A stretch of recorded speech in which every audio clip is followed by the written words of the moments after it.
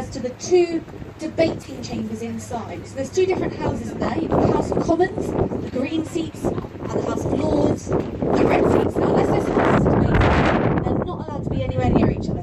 They have separate bathrooms, the two tented areas outside, they have separate dining areas. They are kept separate, as it's meant to stop corruption. Just after Parliament, on the right-hand side, can you see this little brick building with the stairs going down into the water? This used to be the smallest prison in the world.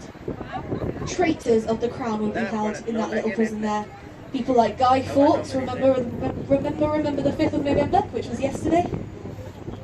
And William Wallace, they would have spent the night in that little prison. In the morning, they'd be thrown down the stairs, chucked into a waterman's boat, and rowed downriver to the Tower of London, where their head would say goodbye to their body. We are making that same journey today. Hopefully you'll all make it back alive.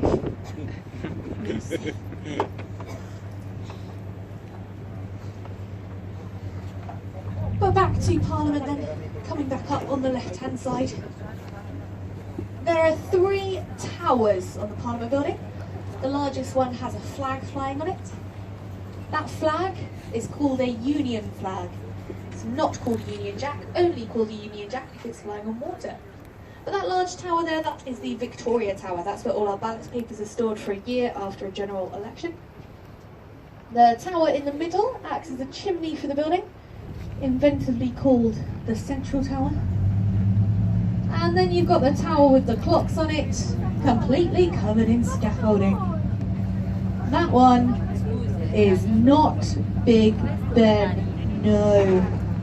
You cannot see Big Ben, because Big Ben is the name of the 13.5-ton bell inside the tower. The tower is actually called the Elizabeth Tower. As you can see, lots of work going on to it at the moment. It's going to be like that for the next 3 to 4 years. I have heard though that the workers working on that tower, they're getting really tired working up there.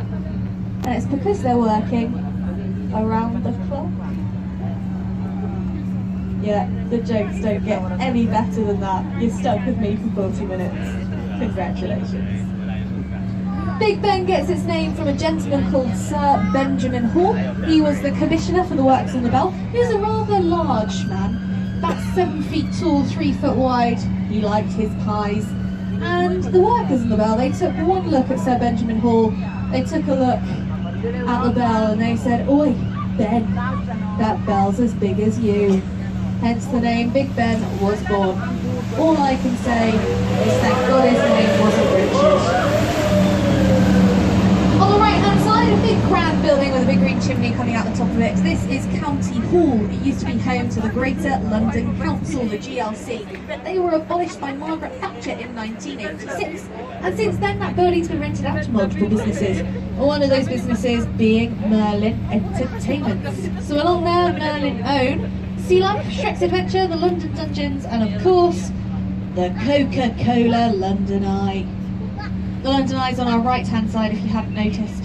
135 metres tall, or 32 double-decker buses tall, or 547 Coca-Cola bottles tall. There are 32 of those capsules on the eye, one for each borough or district of London. They are, however, named up to 33. Purposely missing out number 13 for superstitious reasons. You can do lots of different things on the eye. You can do things like wine tasting, chocolate tasting, a champagne experience. You can get married on the London Eye. Oh yeah. We've officiated over 700 weddings. We've got the timing perfect. You say your vows on the way up. You say I do at the very, very top. And then it's all downhill from there. I'm sure the jokes don't get any better.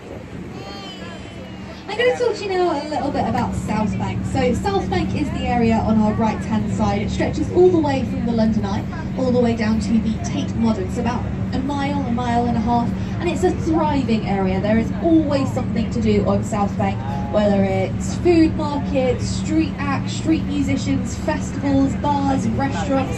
They're building the winter market over there at the moment. There's a skate park over there. It's just an incredible area, probably one of my favourite areas in London. And these buildings on our right-hand side here between the bridges, these make up the South Bank Centre. So you've got the Royal Festival Hall, opened in 1951 for the Festival of Britain, a festival to sort of raise our spirits after the Second World War. Now a world-class concert hall, home to the Philharmonic Orchestra.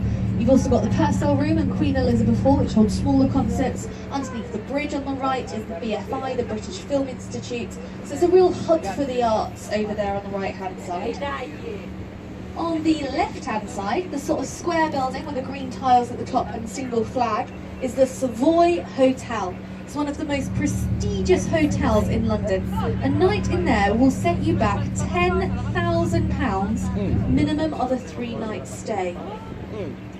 My theory is their bed sheets are stitched by unicorns. It's got to be something that ridiculous for that sort of price, right? Got back to South London over on the right hand side. You're going to see a really, really ugly building with an electronic advertisement going across the front. This is our Royal National Theatre. Many describe the National to look like a car park. Prince Charles described the National to look like the back end of a nuclear power station. It's a prime example of brutalist architecture, a type of architecture made popular in the 70s.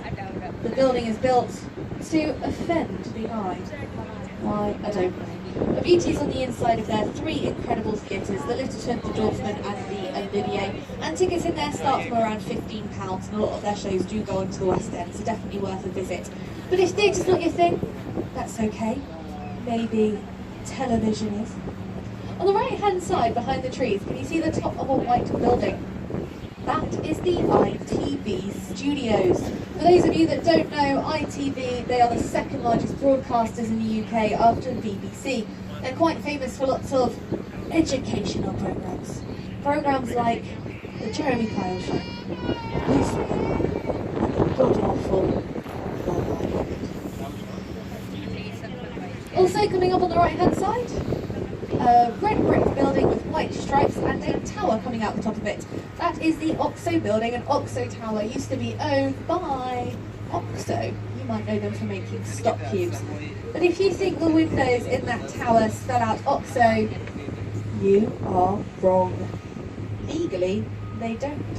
That's because in the 1930s, when Oxo built that tower, skyline advertising on the Thames was illegal. The Thames was known as a royal highway. The royal family didn't want to see advertisement or branding. That tower clearly saying Oxo, they were taken straight to court. In court, the lawyer turned round and he said, "No, we're not advertising. We merely ordered a random selection of geometrical shaped windows and ended up with noughts and crosses. They just happened to light up in our company colours of the night." The judge turned around and said, "Yeah, all right then." And they got away with it. So it's still the best piece of free advertisement we've seen. 1710 to replace the medieval version that burnt down in the Great Fire of London of 1666. Now, up until the 1960s, Paul's Cathedral was the tallest building in London. None of these other tall buildings were around. Even during World War II, enemy aircraft will come over. They'd use the Golden Cross of St Paul's to navigate where they were going in London, and that's why St Paul's went through the whole Second World War without being completely destroyed. They used it as a navigational system. It did get hit by a bomb in the Second World War. Thankfully, it didn't detonate. It just went through the roof of St Paul's.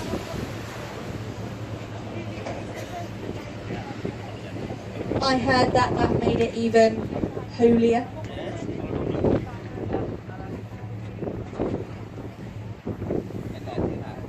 Over on the right hand side now you can see a white round building with a thatched roof.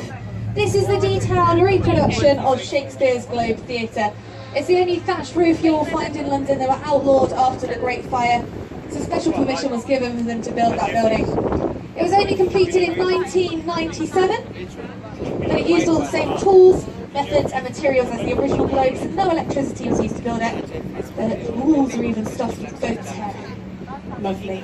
Currently closed for the winter months because it's an open air theatre. A little bit too cold to be wearing, well, to be watching a show for 3 to 4 hours. I'm going to talk to you about the original Globe on our return. But for now, look to the right hand side. Can you see the little pub with red windows and fairy lights outside? This is the Anchor. In Shakespeare's day, that pub was called the Bankside Tavern. And Shakespeare and his actors, of course would have been. This is the replica of the Golden Hind. This one that you see here has actually served